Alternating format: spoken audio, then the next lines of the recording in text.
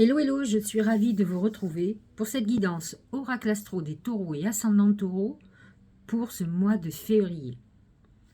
Alors, au moment où je fais cette vidéo, nous sommes encore dans la saison du Capricorne, qui est une très bonne saison pour vous, puisque le Capricorne est positionné dans votre maison 9, qui est la maison de la spiritualité, mais aussi des nouvelles perspectives, des voyages, de l'enseignement, des formations. Donc, c'est un moment pour vous très chargé, mais rassurez-vous, au mois de février, vous aurez encore quelques planètes en Capricorne qui vont vous aider à avancer, à vous réinventer, j'ai envie de dire.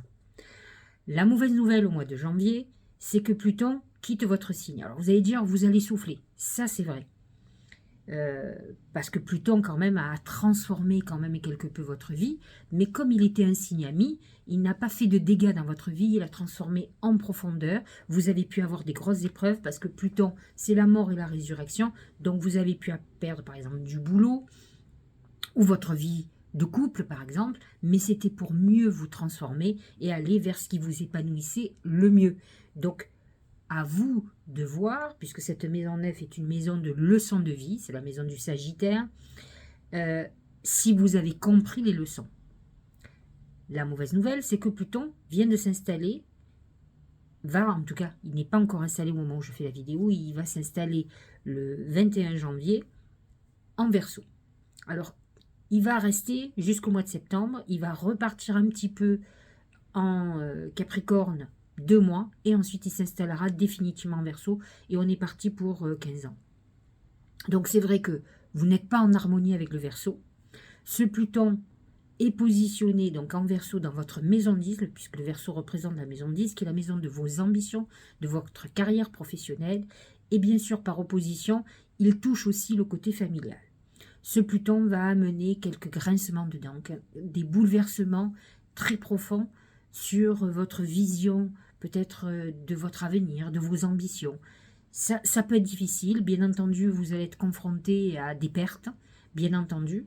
Donc pour le moment, ça va toucher surtout le premier décan, les premiers, les 21 avril, 22, 23, 24, parce que malgré tout, Pluton a une puissance d'influence au moins de 8 degrés. Donc c'est ceux qui sont du premier décan et surtout du 21 avril, 22, qui sont les plus touchés, mais les autres sont touchés aussi. Donc, heureusement, Jupiter vous protège quand même, il est là pour contrebalancer, mais dites-vous que vous ne pourrez pas éviter les transformations, et si effectivement vous n'avez pas, comment dirais-je, modifié ce qui n'allait pas dans votre vie, si vous n'avez pas compris pendant tout le passage de Pluton en 9, ni compris les leçons, les épreuves, eh bien ça risque de devenir beaucoup plus dur. Voilà, donc la mise en route n'est pas idyllique, mais il faut aussi se préparer aux épreuves, parce que de toute façon, dites-vous qu'avec un Pluton qui parcourt le ciel, on est tous en épreuve quelque part tout le temps. Et c'est à nous à comprendre ce qu'on a à digérer, ce dont on doit se libérer. Et Pluton en Verseau, c'est aussi l'appel de la liberté. C'est je vais au plus profond de moi, au plus profond, j'affronte mes démons, mais c'est pour mieux me libérer. Donc à vous de vous libérer de ce qui ne fonctionne pas et de votre mauvaise nature tout simplement, qui à mon avis cause de gros tracas. Il faut le voir, les gens qui sont très négatifs, qui sont toujours en train de râler, en fait ils ne voient même pas ce qui est bon dans leur vie. Et souvent ce qui est bon dans leur vie s'éloigne d'eux, parce que finalement quand on n'a que l'attention sur ce qu'on n'a pas, alors qu'on devrait avoir l'attention sur ce que l'on a, on pire ce que l'on a. Il faut pas... Enfin, je veux dire, c'est facile à comprendre. Maintenant, peut-être que certaines personnes pensent que c'est de l'acquis. Et on se trompe, rien n'est acquis sur cette terre. Alors, comme je vous le disais, sur le mois de février, mais dès le 20 janvier, le soleil passe en Verseau. Et le lendemain, Pluton passe en Verseau. Alors le 20, un peu avant qu'il passe en Verseau, Pluton va se faire une conjonction au soleil. Donc ça, c'est très très bon pour les taureaux du dernier décan, mais tout dernier, limite du 20 mai. Vous voyez, même le 19, vous allez 18, 19, 20, vous le sentez profondément. Il y a un bouleversement très important, peut-être des opportunités. C'est sur le soleil, c'est là qu'il y a un vrai rayonnement. Donc pour vous, c'est très très favorable. Mais dès que Pluton passe en Verseau, alors certes, Vous me direz, moi j'ai beaucoup de taureaux du mois d'avril en constellation et je vois que la période est dure. Parce qu'effectivement, dès que Pluton arrive à la fin du Capricorne, je vous ai dit, il a une influence sur 8 degrés, donc il commence à toucher négativement les taureaux d'avril, bien entendu. Autant il est très favorable pour les taureaux de fin mai, autant il est défavorable, difficile en tout cas, pour les taureaux d'avril. Parce qu'il a déjà cet orbe, donc vous devez déjà avoir eu des épreuves, des choses qui bouleversent votre vie. J'en connais, qui sont en train de le vivre, donc je peux en parler. Donc nous avons un amas de planètes en Verseau qui est sur la maison 10, à partir donc du soleil qui va rentrer en Verseau le 21, Pluton qui s'y installe aussi, Mercure qui sera le 5 février, Vénus qui sera le 16 et Mars qui va être le 14. Alors toute cette amas de planètes va mettre en lumière votre maison 10, voilà, maison de votre carrière. Donc vous allez être sur le mois de février dans des réflexions très importantes sur votre tournant professionnel, où vous voulez aller, ce que vous voulez abandonner. Vous libérez, vous le donnez. Mais n'oublions pas que le Verseau, c'est très média. C'est lié à tout ce qui est télévision, tout ce qui est réseaux sociaux, relationnels. Vous allez travailler vraiment dans peut-être des projets nouveaux qui ont un rapport avec tout ce qui est communication et médias. En tout cas, pour vous mettre en avant, ou peut-être vous mettre un peu moins en avant. Ça dépendra de ce que vous faites dans la vie. En tout cas, quelle que soit votre entreprise ou quelle que soit votre activité, vous aurez d'une manière l'objectif de communiquer mieux, peut-être de vous mettre plus en avant si c'est une société, si vous créez des bijoux, peu importe ce que vous faites, ou si vous avez un métier public. Donc ça, c'est une première chose. On peut dire quand même qu'il y a quand même encore un amas de planètes en Capricorne, et tant mieux pour vous. Mercure y est positionné jusqu'au 6 février. Donc là, nous sommes le 17 aujourd'hui, 17 janvier, lorsque je fais cette vidéo. Mercure est bien ancré. Il est devenu direct. Donc pour vous, c'est plutôt favorable. Et effectivement, il est en Capricorne jusqu'au 6 février. Vénus est installée quand même en Capricorne jusqu'au 16 février dans votre maison neuve. Ça pourrait amener une rencontre sentimentale avec quelqu'un avec qui on a beaucoup d'affinités spirituelles, intellectuelles. Et Mars, bien sûr, jusqu'au 14 février, qui va vous pousser à aller vers des projets nouveaux, à voyager aussi. Il va y avoir une motivation très importante. Et ce qui est intéressant avec le Capricorne, c'est sa détermination. Donc pour vous, c'est plutôt favorable. Alors nous allons avoir une pleine lune en Lion, axe 10-4 pour vous. Donc c'est la confrontation entre nos ambitions et le foyer. Le taureau est très attaché au foyer, mais il est aussi quand même très... il est bosseur, il est ambitieux, il aime l'argent. Et donc, vous allez être confronté quand même à certaines sécurités et à la famille. Donc, ça va être quelque chose qui va être mis en lumière le 25 janvier. Donc, travaillez dans ce sens à comprendre vraiment ce qui vous équilibre, ce qui vous épanouit. La nouvelle lune qui est en Verseau, donc positionnée dans votre maison de 10, ce sera le 9 février. Alors, effectivement, là, la nouvelle lune va faire ressortir tout ce qui est problématique au niveau de l'image que vous donnez de vous-même, mais aussi de votre liberté. Est-ce qu'aujourd'hui, vous vous sentez libre, vous vous sentez épanoui, et effectivement, voyez ce qui ne va pas dans votre vie pour pouvoir régler ce problème. La pleine lune en Vierge sera bien meilleure pour vous. Elle va être positionnée entre la maison 11, dont je vais vous parler, et la maison 7. C'est une maison idéale pour faire des vœux. Pourquoi ? Parce que le poisson est positionné dans votre maison 11, qui est la maison des protections, des amis. Des ennemis aussi, mais d'abord des amis. Et donc, cette pleine lune va vous permettre de vous connecter. Soleil poisson, 24 février, lune vierge, qui vous amène quand même à beaucoup de chance. C'est une lune chanceuse et très connectée. Donc, c'est un bon moment pour faire beaucoup de demandes, surtout si vous avez des difficultés. Alors, je ne vous ai pas parlé du poisson qui est effectivement dans votre maison 11, qui est une maison de protection, où c'est votre intuition. C'est des gens qui vont vous tendre la main, certaines personnes qui vous apprécient, qui vont vous aider à avancer. Donc, vous aurez le soleil, donc période plus intéressante pour vous, puisque ça va quitter ce soleil en Verseau, qui sera positionné dans votre maison 11. Vous pourriez découvrir des amis insoupçonnés, mais aussi des ennemis insoupçonnés. Mercure sera positionné dans cette maison le 23 février. C'est une période où vous serez hyper connecté, mais connecté à vos réseaux sociaux, à vos amis. Vous aurez des idées. C'est un moment de pure inspiration divine, j'allais dire. Alors, attention, parce que nous avons Saturne qui est positionné dans cette maison 11.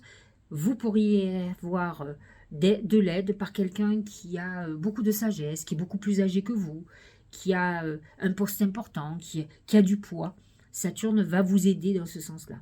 Mais attention à Neptune en Poisson qui est toujours là, qui touche surtout les derniers décans des taureaux, qui peut amener à la fois beaucoup de chance, par beaucoup d'intuition, beaucoup de connexion, mais qui peut vous amener aussi beaucoup de déconvenus et entre autres des trahisons ou des illusions sur certaines choses. Mais ça concerne le dernier décan, alors que Saturne va vous ouvrir des portes, et c'est pour les taureaux du mois d'avril justement, début mai même, mais avril surtout, fin avril, début mai. Et là, Saturne va vous amener de l'aide, de personnes avisées qui seront là pour vous aider, pour vous appuyer. Jupiter en taureau dans votre signe et Uranus dans votre signe. Donc Uranus 19 degrés qui touche la fin du deuxième décan, qui commence à toucher le troisième et qui a pu amener des bouleversements brutaux. Alors c'est dans un sens positif comme dans un sens négatif. Maintenant, l'avantage que vous avez, Jupiter est dans votre signe. Certains peuvent avoir des problèmes juridiques, mais avec un Jupiter en allié, ça amène, vous êtes confronté à la justice, et à la justice des hommes, et à la justice divine aussi. Donc voyez ce que vous n'avez pas compris, ce que vous avez fait de mal, les mauvaises conduites que vous avez eues. À partir du moment où vous avez fait des prises de conscience, vous verrez, protégé aussi par les planètes en Capricorne, en maison 9, qui est les leçons de vie aussi. Effectivement, Jupiter va vous permettre de pouvoir gagner vos procédures et de sortir vainqueur. En tout cas, Jupiter est un protecteur pour vous et vous apporte quand même aussi beaucoup d'abondance. Donc, dans votre malheur, vous allez avoir beaucoup de chance. Vous aurez compris, un mois de février, mi-figue, mi-raisin, mais quand même très intéressant parce que beaucoup de planètes en Capricorne et une harmonie avec les planètes en Poisson. Donc, il n'y a que le passage du Verseau qui est mitigé pour vous. Voyons ce que nous disent les oracles. Nous allons commencer par l'oracle magique du mar de café. C'est le deuxième oracle que je crée sur le mar de café, beaucoup plus abouti. Le premier, je l'adore bien sûr, c'est notre bébé, mais le deuxième, avec des mots-clés, avec beaucoup de secrets et de magie. Je m'attelle à écrire le livre le plus complet possible et je prépare des formations et des stages. Donc, vous pouvez l'acquérir sur 13 Trèfle Édition et nous venons d'ouvrir une boutique Etsy.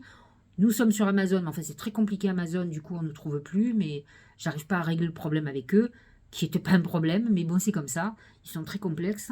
Alors c'est bien parce que c'est très protégé, mais à la fois c'est très compliqué, ça me saoule. Bon, enfin bref. Donc, dans tous les cas, vous allez sur soit mon site sylviecario.com, soit sur 13 Trèfle Édition.com, et vous pouvez l'acheter directement. Et c'est nous qui vous l'envoyons, moi en l'occurrence. Alors, c'est l'homme. L'homme représente, certainement ce mois-ci, vous allez être préoccupé par un homme. Si vous êtes un homme, ça peut être vous, le problème, hein, le sujet de préoccupation. Ça peut être un enfant, ça peut être un patron, ça peut être un associé, ça peut être un frère, un père, peu importe, un homme qui va vous préoccuper dans un sens positif ou dans un sens négatif. Ça peut être aussi une aide très importante. L'homme représente les énergies masculines qui représentent l'action. Donc, attention avec l'amas de planètes en Verseau, mais n'empêche qu'effectivement, c'est un mois où vous allez certainement prendre des décisions et agir. En tout cas, vous aurez besoin que les choses bougent, ça c'est sûr. Attention, parce que les énergies masculines, c'est aussi la force, le conflit, c'est Mars. Donc, Mars, en plus, est positionné en Verseau jusqu'au 14 février. Enfin, à partir du 14 février, mais jusqu'au 14 février, il vous protège, parce que là, vous êtes dans une phase à agir jusqu'au 14 février. Après, effectivement, l'action est sur vos ambitions, mais beaucoup plus favorable avant le 14 février, puisqu'il est en Capricorne. Au niveau professionnel, vous voyez, c'est le dragon. Le dragon, c'est la détermination, c'est la reprise du pouvoir, c'est l'exigence, mais c'est aussi le Capricorne. Donc, c'est cet amas de planètes en Capricorne, Mercure jusqu'au 6, Vénus jusqu'au 16 et Mars jusqu'au 14, qui va vous donner la force d'avancer, de prendre des bonnes décisions, de réfléchir et d'avancer peut-être aussi sur le long terme. Au niveau sentimental, c'est l'anneau. L'anneau, dans un sens positif, c'est l'engagement, la volonté de vivre avec quelqu'un, la volonté de rencontrer quelqu'un pour l'engagement. L'engagement en achetant un bien immobilier, en se mariant, en se pacsant, en vivant ensemble. Mais c'est aussi le désengagement. Pour certains, on voit avec cette confrontation de Pluton en maison 10, c'est l'affrontement aussi avec cette maison 4 qui est le foyer et qui peut amener des bouleversements, donc une séparation qu'on n'a pas vu venir et qui peut faire déstabiliser votre équilibre de base, mais en tout cas, ça peut être une décision mûrement réfléchie. En tout cas, il peut y avoir une crise très importante au niveau du sentimental et de l'engagement, donc des gens qui sont en couple, bien entendu. Au niveau santé, c'est le livre. Le livre représente les ordonnances. Donc, vous pouvez être dans une phase à faire des examens, à essayer de faire des examens complets et peut-être allez-vous avoir un traitement. Ça, c'est une première chose. Le livre représente aussi la formation. Vous pouvez être quelqu'un qui a envie de se former au niveau médical, psychologique, bien-être, dans le soin. En tout cas, vous pouvez être dans cette phase de formation.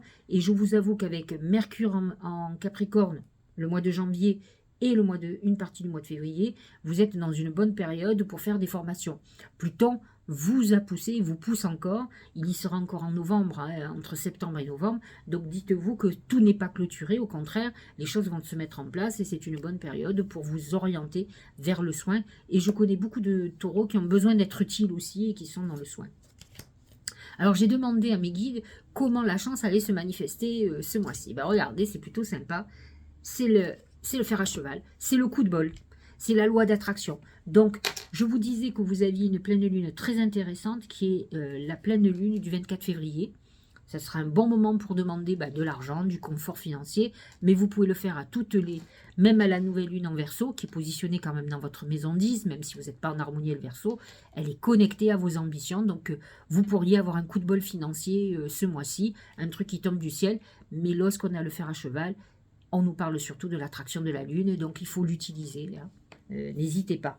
Et puis, cette pleine lune, surtout en Vierge, qui est quand même positionnée dans votre maison 5, qui est la maison de la chance, du jeu de hasard. Donc, il faut en profiter. Au niveau du Tao, c'est l'attraction des opposés. Séduction, tentation, magnétisme, rencontre passionnelle, moitié-moitié, mariage. Donc, vous pourriez être dans une phase pour faire une très très belle rencontre. Vénus en Capricorne peut amener effectivement des perspectives nouvelles en voyage ou quelqu'un qui a les mêmes idées que vous.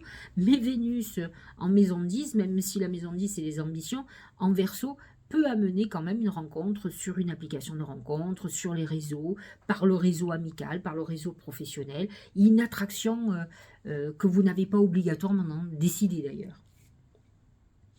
Au niveau du tarot d'intuition, ne cherchez pas de réponse. Alors, c'est l'égarement. Ne cherchez pas de réponse avec votre mental. Seule l'intuition et le ressenti peuvent vous guider. Ce que ça veut dire et si vous êtes perturbé, si vous êtes angoissé, si vous n'aurez pas d'intuition, il faut d'abord faire le calme pour pouvoir se connecter. Le fait d'être pressé, la méditation se fait dans des moments où on n'est pas pressé, où on est concentré que pour ça. Et c'est ça qu'il faut que vous fassiez pour pouvoir avoir la juste intuition. N'oubliez pas que l'amas de planètes en poisson que vous aurez à partir du 19 février, du 23, et vous avez déjà Neptune et Saturne dans votre maison 3, vous confère une intuition, un flair extraordinaire.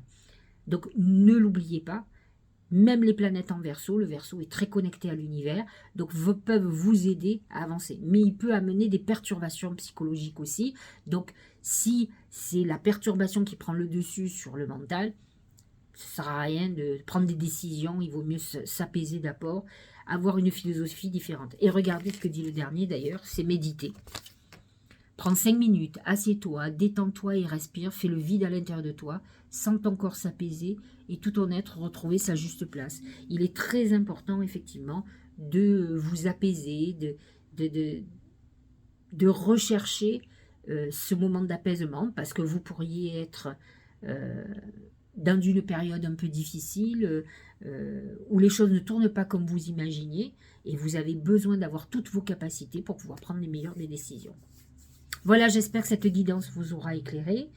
Je vous souhaite un très bon mois de février. N'oubliez pas que tous les décans ne sont pas concernés.